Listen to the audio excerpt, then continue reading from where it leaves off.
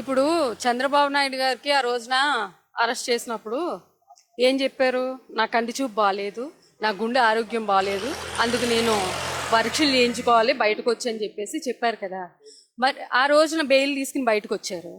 మరి ఆ రోజున ఏ చేత మీరు టెస్టులు చేయించుకోపోయారా? డాక్టర్స్ మీకు ఏ డాక్టర్స్ చెప్పారు మీకు హెల్త్ ఇలా ఉందని? ఇక్కడున్న డాక్టర్సే కదా.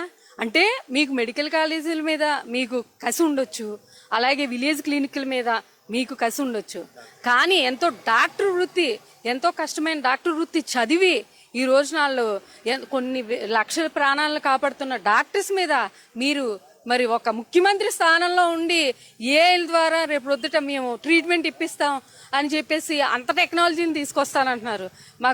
మాకు కూడా రేపు పొద్దున ముఖ్యమంత్రిని కూడా ఏఐ ద్వారా చేసుకుంటాం. ఎందుకు మీరు ఇలా ఏఐ ద్వారా డాక్టర్ ట్రీట్మెంట్ ఇప్పిస్తానన్నప్పుడు మాకు పరిపాలించడానికి ముఖ్యమంత్రిని కూడా ఏఐని పెట్టుకుంటాము. దయచేసి మీరు ఒక ముఖ్యమంత్రి స్థానంలో ఉన్నారు కాబట్టి ఆలోచించి మాట్లాడింది. మరి డాక్టర్ వృత్తి అనేది దేవుడి తర్వాత దేవుడిగా భావించే వృత్తి అది.